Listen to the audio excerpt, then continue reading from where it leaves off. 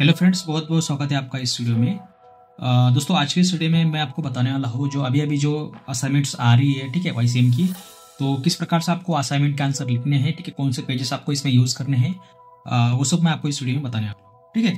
तो बनी इस वीडियो के साथ, आपको इस वीडियो में बताने वाला आपको, ठीक है। तो ये जो फ्रंट वाला पेज रहेगा, ठीक है, ये क्या है, कैसा है और ये किस लिए होता है और ये कहाँ मिलेगा, ठीक है, इसके बारे में हम बाद में बात करेंगे, ठीक है। इसको हम अभी यहाँ पर फिलहाल छोड़ देंगे। और ये जो ईयर रहते हैं दोस्तों, यहाँ पर फुल स्केप के पेपर, ठीक है। काफी स्टूडेंट्स को पता नहीं है कि फुल स्केप के पेपर किस प्रकार से रहते हैं। तो इस प्रकार के फुल स्केप पेपर रहते हैं दोस्तों, ठीक है। इसकी साइज जो है A4 से थोड़ी ज्यादा रहती है, यानी कि इसकी साइज जो है लगभग A3 के बराबर है, ठीक है। तो A3 या फिर आपका जो क्या बोलते हैं उसे, जो लीगल पेपर होता है, राइट, लीगल पेपर यानी कि आपका जो एफिडेविट पेपर होता है उसकी साइज का ये पेपर रहेगा। ये आपको जनरल स्टोर में मिल जाएगा, ठीक है। इसकी कीमत ₹1 या 2, इसकी कीमत आपको ₹2 या ₹3 के आसपास मिल जाएगी। इसको मैंने 12 पेजेस जो है ₹20 में लाए हैं, तो इस प्रकार से आपको मिल जाएंगे। और इसमें आपको किस प्रकार से आंसर लिखना है वो आपको इस वीडियो में बताने वाला हूँ, ठीक है।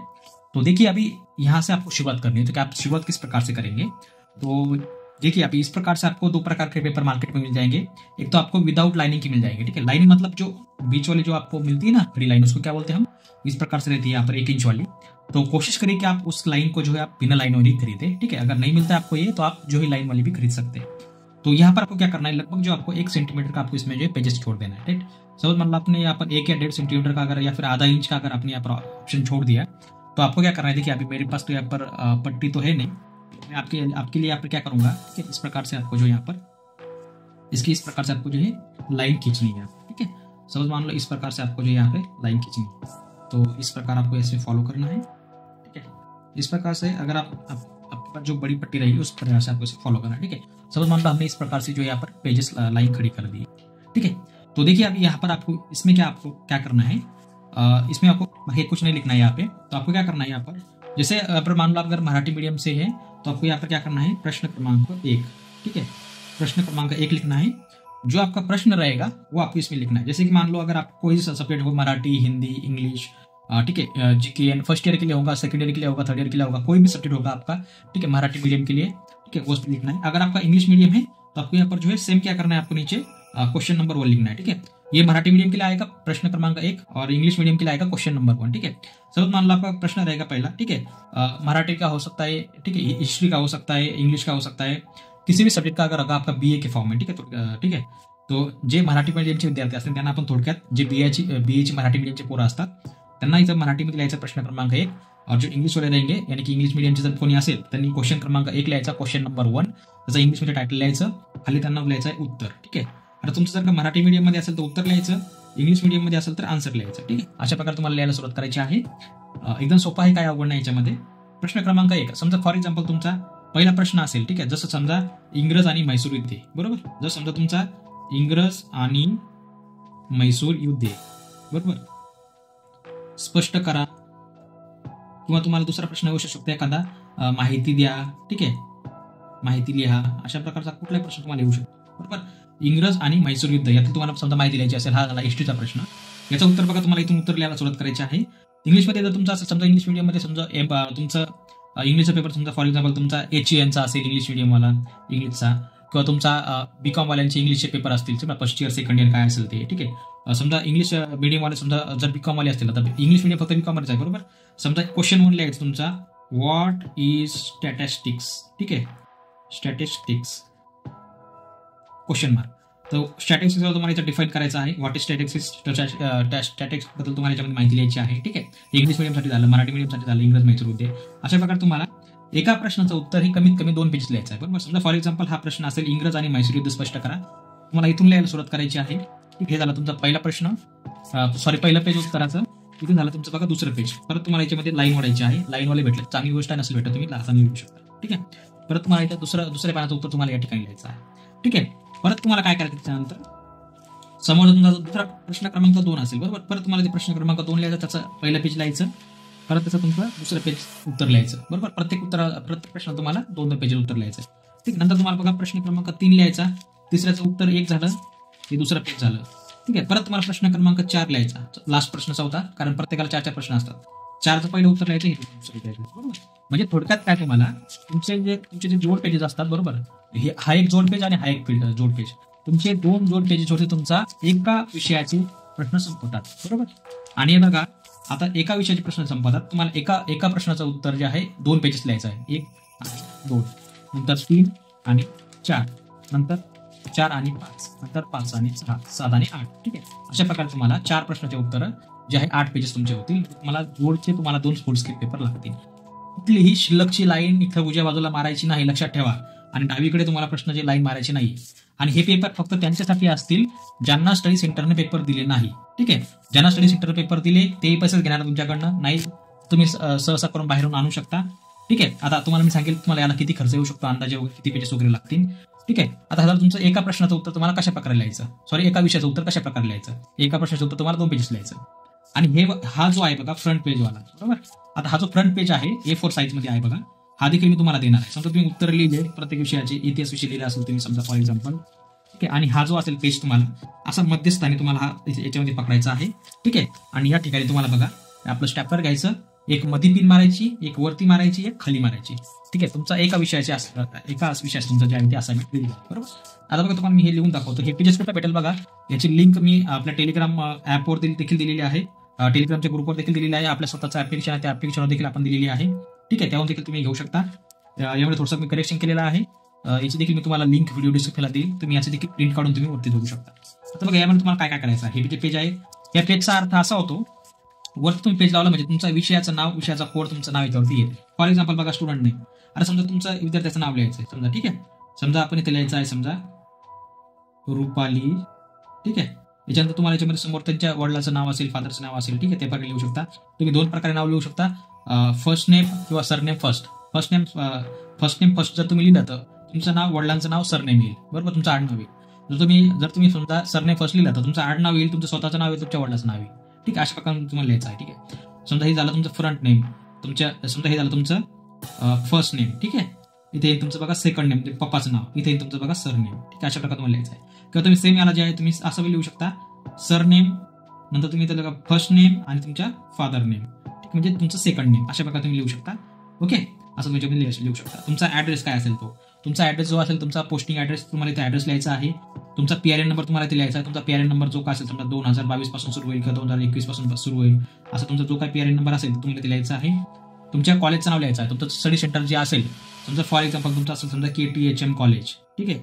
KTHM college Nashik. ठीक आहे. त्या कॉलेजचा तुमचा जो आहे कोड असतो एक, बरोबर. त्या कोड देखील तुम्हाला समोर लिहायचा. समजा 715A वगैरे असं काहीतरी कोड असतो, तो देखील तुम्हाला लिहायचा. तुमच्या कॉलेजचं नाव लिहायचं आहे. Study field, actually study field नाहीये. ठीक आहे. इथे होतं आपलं प्रोग्राम नेम. ठीक आहे. प्रोग्राम नेम आहे ते मी तुम्हाला करेक्शन करून देईल नंतर. समजा फॉर एक्झाम्पल तुमचं जर BA असेल तर तुम्हाला G01 लिहायचं आहे आणि पुढे ब्रॅकेटमध्ये लिहायचं आहे BA. ठीक आहे. नंतर तुम्हाला समोर लिहायचं आहे फर्स्ट इयर किंवा सेकंड इयर किंवा third year, FY TY SY तुमचं जे असेल ते लिहायचं आहे.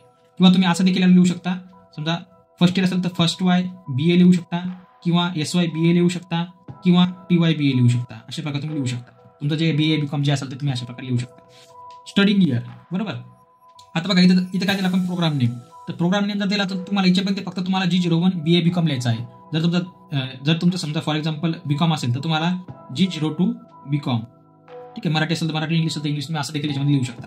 इथं बघा इथं स्टडिंग इयर आलेला आहे, बरोबर. स्टडिंग इयर म्हणजे कुठलं आलं बघा तुमचं for example first year BA. ठीक आहे. किंवा SY BA किंवा TY BA. ठीक आहे. आता हे वरचं विसरून जातो मी. इथे हे जर आपण करेक्शन केलं तर अशा प्रकारे तुम्हाला लिहायचं आहे. ठीक आहे. BA असेल तर BA ला किंवा FY तुमचा असेल BCom. ठीक आहे. SY तुमचा असेल BCom किंवा TY तुमचा असेल BCom. ठीक आहे. अशा प्रकारे तुम्हाला लिहायचं आहे. आणि नंतर तुमचा खाली तुमचा सब्जेक्ट. फॉर एक्झाम्पल तुमचा सब्जेक्ट जर असेल समजा हिस्ट्री असेल, बरोबर. हिस्ट्री तर त्या हिस्ट्रीचा कोड असतो एक. समजा हिस्ट्री 280 281 तुमचा काय कोड असेल तो तुम्हाला कोड याच्यामध्ये लिहायचा आहे. प्रत्येक सब्जेक्ट तुम्हाला कोड देखील तुम्हाला समोर लिहायचा आहे. ठीक आहे. नंतर बघा तुम्ही ज्या दिवशी तुम्ही असाइनमेंट कॉलेजला जमा करसाल त्या दिवशी तुम्हाला डेट्स जमा करायचे. फॉर एक्झाम्पल सध्या लास्ट डेट असेल समजा 22 जानेवारी 2025. प्लेस कुठला असेल समजा तुम्ही नाशिकमध्ये असाल तर नाशिकचे तुम्हाला प्लेस टाकायचा आहे. ठीक आहे. अशा प्रकारे लिहू शकता. ज्या दिवशी तुम्ही जमा कराल त्या दिवशी तुम्हाला डेट टाकायची आहे. स्टुडंट नेम अँड सिग्नेचर तुमचं नाव इथे टाकायचं आहे. फॉर एक्झाम्पल समजा इथे टाकतो मी रुपाली, बरोबर. आणि तुमची साईन इथं तुमची जे काही साईन असेल ते तुम्हाला साईन देखील तुम्हाला करायचे. ठीक आहे. अशा प्रकारे तुम्ही इथं साईन वगैरे करू शकता. ठीक आहे. नंतर बघा इथं स्टडी सेंटरचं नाव येईल, स्टडी सेंटरचं तिथे साईन वगैरे येईल. आता याचं काय संबंध नाही आपल्याला. तुम्ही लागलं तर कॉलेजचं नाव लिहू शकता समजा. ठीक आहे. KTHM. ठीक आहे. लिहू शकता. त्यांना सही घ्यायची की नाही घ्यायची त्याचं ते बघतील. इथे ते सही करतील किंवा नाही करतील. तुमचं काम फक्त काय आहे, एवढा फॉर्म भरायचा आहे आणि हा सबमिट करायचा. ठीक आहे. या फॉर्मची देखील मी लिंक तुम्हाला खाली दिलेली आहे, ते देखील तुम्ही तिथून डाउनलोड करू शकता. आता मित्रांनो हा झाला तुमचा एका विषयाला, बरोबर. तर एका विषयाला समजा आपण इथं विचार काय केला होता, 2 जोड पेज लागले, बरोबर, 1 आणि 2, बरोबर. एका विषयाला तुम्हाला 4 प्रश्नासाठी तुम्हाला 8 पेजेस लागतील. बॅक टू बॅक तुम्हाला प्रत्येकाला 2 पेजेस उत्तर लिहायचं आहे, बरोबर. म्हणजे हे तुमचे फुल स्क्रिप्टचे पेपर झाले 2. याची किंमत आहे बघा ₹2 पर पेज, म्हणजे हे झाले तुमचे 4 रुपयाचे पेपर, बरोबर. 4 रुपयाचे हे पेपर झाले. आणि याची देखील तुम्हाला प्रत्येक विषयाला प्रिंट काढायची आहे, बरोबर. ओके, तर ही याची देखील तुम्हाला प्रिंट काढायची समजा, तर याची झाली तुमचे ₹4. आणि प्रिंट तुमच्या ठिकाणी जर समजा ₹2, ₹3 जर प्रिंट असेल किंवा ₹5 असेल, आता फॉर एक्झाम्पल आपण पकडू याची किंमत ₹5 झाली समजा ही प्रिंट, बरोबर. आणि खालचे झाले तुमचे 2 + 2, ठीक आहे, म्हणजे 4. तर तुमचे हे झाले ₹4. तर टोटल तुमचे जवळपास ₹10 आतमध्ये तुमचा एक विषय निपटायला लागला, बरोबर.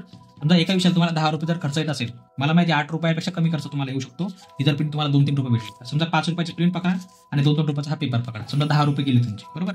हे झाला तुमचा सब्जेक्ट 1 एका विषयाला. तुम्हाला किती विषय आहेत? 6 विषय आहेत फर्स्ट इयरला, बरोबर. तर 6 म्हणजे तुमचे झाले बघा ₹60, बरोबर. ₹60 तुमचं पूर्ण काम व्हायला लागलं. जर तुमचं सेकंड इयरला असेल, सेकंड इयरला विषय किती आहे तर 7, ठीक आहे. तर 7 विषय म्हटलं तुमचा खर्च आहे तुम्हाला ₹70 सेकंड इयरला.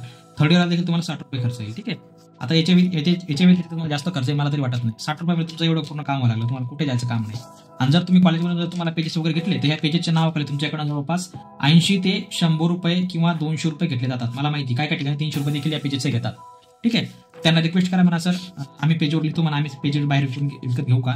जर तुम्हाला ते बोलत असेल की आमचे पण पेजेस घेऊन जा, तर तुम्ही त्यांना रिक्वेस्ट करून तुम्ही असे बाहेरून पेजेस वगैरे याचा जुगाड करू शकता, ठीक आहे. हे पेजेस जे आहेत याला फुल स्केप पेपर म्हणतात बघा, ठीक आहे. याची साईज असते A3 साईज किंवा कोणी याला A4 देखील म्हणतं. A4 पेक्षा थोडं 2-3 लाईनिंग कमी आहे, फक्त 3 लाईनिंग कमी आहे याच्यामध्ये A4 पेक्षा. तर याला तुम्ही फुल स्केप पेपर म्हणू शकता. आपल्या जनरल स्टोअरला जायचं, फुल स्केप पेपर म्हणायचं याला. हा तुम्हाला $2 किंवा ₹3 हा पेपर एक मिळतो, ठीक आहे. कमी मिळालं चांगली गोष्ट आहे. मी जे पेपर आणले हे 12 म्हणजे 1 डझन. तर 1 डझन म्हणजे 12 जे आहेत मी हे ₹20 आणलेले. मला खूप कमी पडलेलं आहे याच्यामध्ये किंमत. तुम्हाला जर ₹25 डझन जर देत असेल तर तरी तुम्ही घेऊ शकता, ठीक आहे. ₹25 मध्ये 12 घेऊ शकता. एका विषयाला बघा तुम्हाला दोन फुल स्केप पेपर लागते, बरोबर. तुमचे विषय आहेत समजा टोटल 6, तर 6 दुने 12 म्हणजे 1 डझन. एका डझनामध्ये तुमचं पूर्ण काम होतं. सेकंड इयरला 1 पेज सिलेक्ट लागेल, तुम्ही 1 पेज सिलेक्ट घेऊ शकता किंवा त्यांना सिलेक्ट मागू शकता एक्स्ट्रा, ठीक आहे. अशा प्रकारे घेऊ शकता. एका डझनावर तुमचं पूर्ण काम होऊन जातं. आणि ठीक आहे, तुम्हाला प्रत्येक विषयाला म्हणजे 6 किंवा 7 तुम्हाला याचे प्रिंट मारायचे आहे प्रत्येक सब्जेक्टसाठी, ठीक आहे. अशा प्रकारे तुम्ही घेऊ शकता, ओके.